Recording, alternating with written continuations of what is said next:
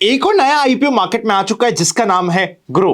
एक ऐसा नाम जो हर एक मार्केट पार्टिसिपेंट ने सुना तो है और रैंडमली हम लोग जाके उसे जीरोधा से कंपेयर भी कर लेते हैं। पर क्या आपको पता है कि जीरोधा का रेवेन्यू आज के दिन 8300 करोड़ रुपीस का है वर्सेस अगर हम ग्रो की बात करें, कस्टमर बेस जीरोधा से बहुत ज्यादा है पर रेवेन्यू 3900 करोड़ का है। ऐसा क्यों है? अगर हम कस्टमर के बेस के बेसिस पे डिसाइड करेंगे तो रेवेन्यू पर क्लाइंट 3100 रुपीस का आता है ग्रो में, उसके अगेंस्ट में जीरोधा में आता है 12,000 रुपीस पर क्लाइंट का।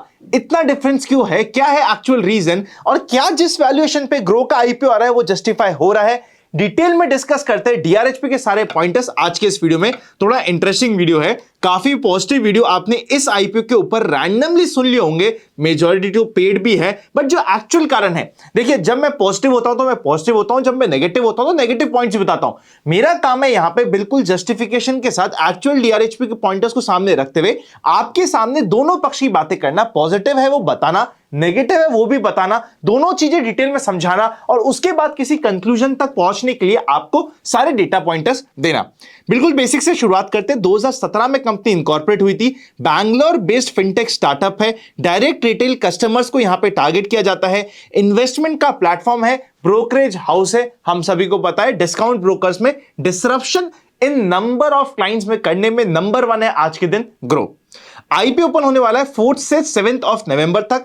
अलॉटमेंट डिसाइड होगा 10 को, रिफंड या फिर शेयर्स का क्रेडिट मिलेगा 11 को एंड टेंटेटिव लिस्टिंग की डेट है 12 नवंबर। अगर हम रिटेल के शेयर्स की बात करें तो 150 शेयर्स का एक बास्केट होने वाला है, एग्जैक्टली 15,000 रुपीस का। एचएनआई स्मॉल में 14 लॉट्स यानी कि 2,10,000 रुपीस की एप्लीकेशन होगी और एचएनआई बिग में 67 लॉट्स यानी कि 10,05,000 की एप्लीकेशन अप्लाई होगी। 6632 करोड़ का आईपीओ का साइज है, जिसमें से मात्र 1060 करोड़ है फ्रेश इशू, बैलेंस पूरा का पूरा है ओएफएस। मतलब majority part of this IPO is OFS, वो आप समझ लीजिएगा। अगर ओएफएस है मतलब एग्जिस्टिंग ओनर्स और एग्जिस्टिंग इन्वेस्टर्स यहां पे अपना माल बेच के जा रहे हैं। जब एग्जिस्टिंग ओनर माल बेच के जा रहे हैं, मैं हमेशा चाहता हूं कि माल बिके कंपैरेटिवली डिस्काउंट के प्राइस में, ताकि आपके लिए और हमारे लिए टेबल पे एक अच्छा खासा अमाउंट बचा हो। इस पॉइंट को समझ लीजिएगा। एनएसी बीएसई दोनों पे लिस्टिंग होगी। 95 रुपीज टू 100 रुपीज का प्राइस बैंड है। हमें रिटेल में यूज करना है कट ऑफ प्राइस और एचएनआई कैटेगरी में 100 रुपीज का।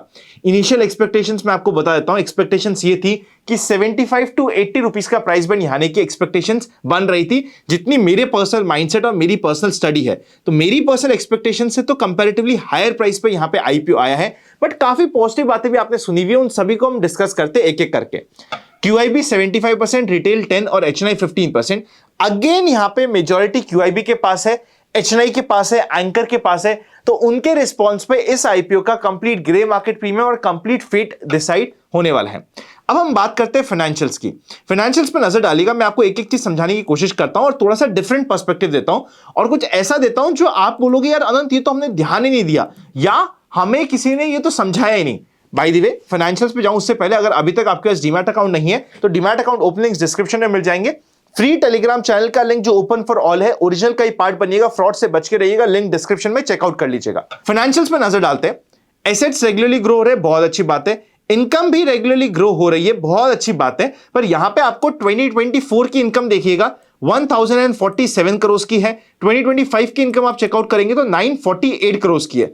मतलब यहां पे जो रेवेन्यू है वो डिक्रीज हुआ है क्वार्टर ऑन क्वार्टर बेसिस पे।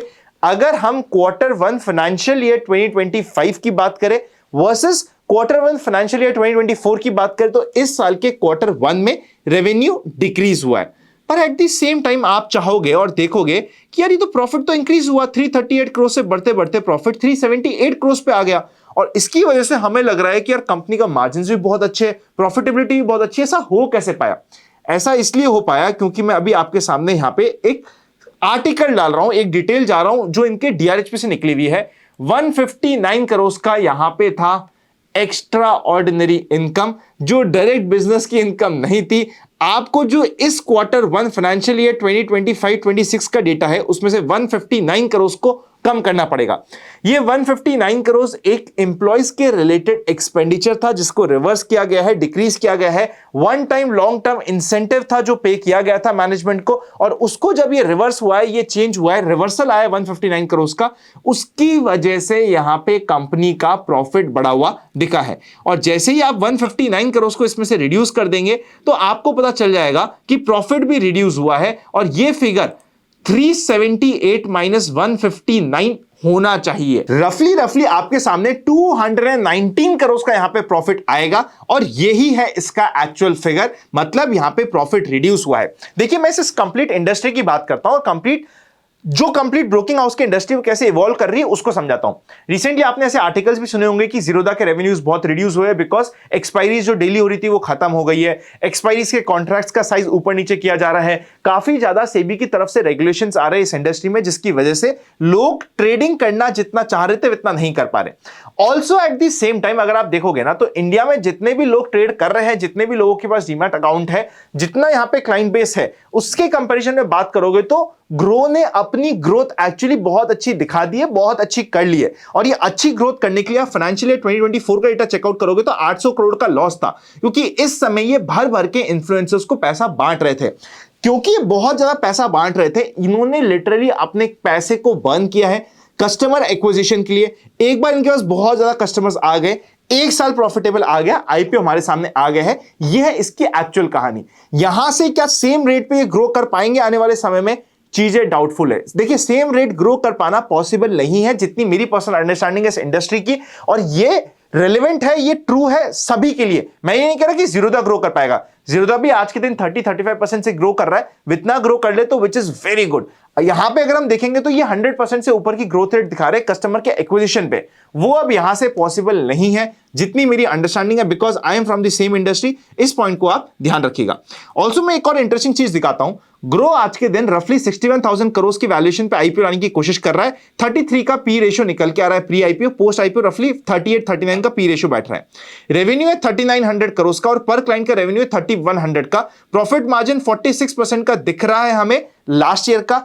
इस साल का देखेंगे तो 20% के आसपास आ गया है, अगर हम जो वन टाइम इनकम मैंने अभी आपके लिए रिड्यूस करी थी उसको हटाने के बाद, पर फिर भी यहां पे अभी आपको लास्ट ईयर का 46% का दिख रहा है। Active client base 12.6 million, Zerodha में एक्टिव क्लाइंट सिर्फ 7.3 मिलियन, और यहां पे 8300 करोड़ का रेवेन्यू हो रहा है। मतलब रेवेन्यू इतना ज्यादा कैसे हो पा रहा है कम क्लाइंट्स पे भी? क्योंकि जीरोधा ने जितना भी क्लाइंट बेस अक्वायर करा है वो नेचुरल वर्ड ऑफ माउथ से, रेफरल से अक्वायर करा है। और प्लेटफॉर्म देखिए, मैं नहीं कहूंगा कौन सा बेटर है कौन सा क्या है, जितने भी पुराने लोग हैं उन सभी को पता है कि कौन सा बेटर है एज अ ट्रेडिंग प्लेटफॉर्म। मैं यहां पे कोई कंपैरिजन नहीं कर रहा, मैं नहीं कह रहा कि ये बेटर है ये वो है, बट डेटा हमें ये बता रहा है कि जीरोधा का रेवेन्यू पर क्लाइंट बहुत हाई है, बिकॉज वहां पे एक्चुअल ट्रेडर्स जुड़े हैं।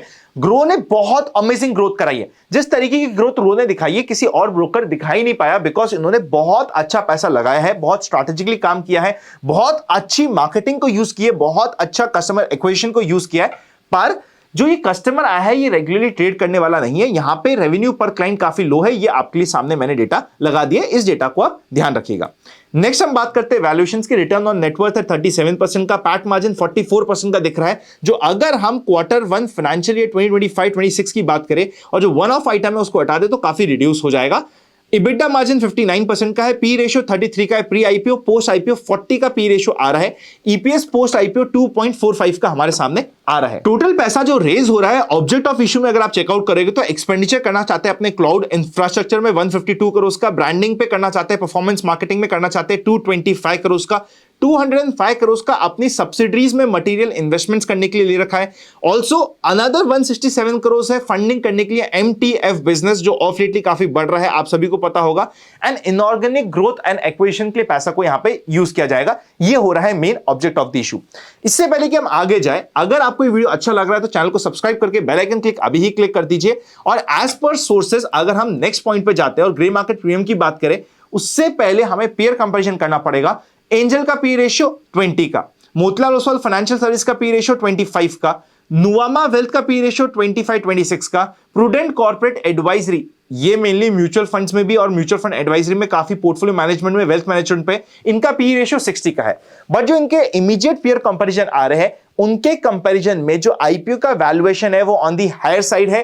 ये आईपीओ हमारे लिए इंपॉर्टेंट होगा स्टडी के पर्सपेक्टिव से अगर एंकर बुक और क्यूआईबी का सब्सक्रिप्शन अच्छा खासा आता है, इररिस्पेक्टिव ऑफ हाई वैल्यूएशन। मैं पर्सनली हमेशा किसी भी आईपीओ को स्टडी करता हूं फ्रॉम लिस्टिंग गेन्स पर्सपेक्टिव। ये आप सभी को पता है, मेरे पुराने सब्सक्राइबर्स, पुराने जो भी लोग जुड़े हुए उन सभी को पता है। मेरा फोकस होता है सिर्फ लिस्टिंग गेन का। लिस्टिंग गेन के बाद वो आईपीओ टूट रहा है, बढ़ रहा है, वो मेरा गेम ही नहीं है। मैं rule of 5 and rule of 15 की बात करता हूं। अगर आप चाहते हो वापस से मैं उस रूल्स को कवर करूं तो कमेंट कर दीजिएगा, हम किसी वीडियो में कवर कर लेंगे आगे। बट मेरा पर्पस क्या है, वो है लिस्टिंग गेन। लिस्टिंग गेन के पर्सपेक्टिव से even at a higher valuation Groww का आईपीओ इंटरेस्टिंग टू स्टडी होगा।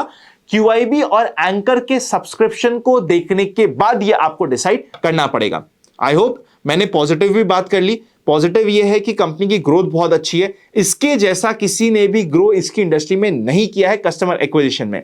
नेगेटिव क्या है भैया, जो इनकी प्रॉफिटेबिलिटी जिस तरीके से बढ़ रही थी, जिस तरीके से एक्विजिशन हो रहा था, वो अब स्लो डाउन होगा इवेंचुअली। और इनके लिए अगर मैं कंपनी के पर्सपेक्टिव से बात करूं, this is the perfect time to bring IPO, क्योंकि आईपीओ लाना चाहिए एकदम अपने टॉप पे। जब आपको लग रहा है ना कि ये एकदम बेस्ट समय चल रहा है, उस समय आईपीओ लाना चाहिए। और यहां से सेम चीज कंटिन्यू कर पाना, जब हर एक कॉम्पिटिटर का पैसा रिड्यूस हो रहा है, प्रॉफिटेबिलिटी रिड्यूस हो रही है, जीरोधा के भी फिगर्स आ रहे हैं कि काफी प्रॉफिटेबिलिटी रिड्यूस हो गई है, वो सभी जगह रिफ्लेक्ट होना स्टार्ट होगा। That is important to watch out. I hope आपने ये स्टडी कर लिया है। As per sources grey market premium की बात करें तो 100 रुपीज के प्राइस के अगेंस्ट में 15 रुपीज का, यानी कि 15% का बहुत ही प्यारा, इतनी बड़ी साइज के आईपीओ होने के बावजूद भी ग्रे मार्केट प्रीमियम चल रहा है। इसलिए इस आईपीओ को हमें स्टडी में तो डालना ही पड़ेगा। Happy learning. आपका क्या व्यू बन रहा है कमेंट कर दीजिएगा। कोई भी डिसीजन लेने से पहले अपने फाइनेंशियल एडवाइजर को कंसल्ट कीजिए। इवन म्यूचुअल फंड्स में डिस्ट्रीब्यूशन की हमारी सर्विसेज आप चाहते हो तो आप सीधा डिस्क्रिप्शन में जाके फॉर्म को फिल कर सकते हो, हमारी टीम आपसे कनेक्ट कर लेगी। सी यू वेरी सून। एक इंपॉर्टेंट पॉडकास्ट हमने पुंडरिक महाराज के साथ किया था, जो भी आपकी स्क्रीन पे आ रहा है, इसको चेकआउट करके चाहिएगा। आपकी लाइफ का one of the best podcast ये रहा।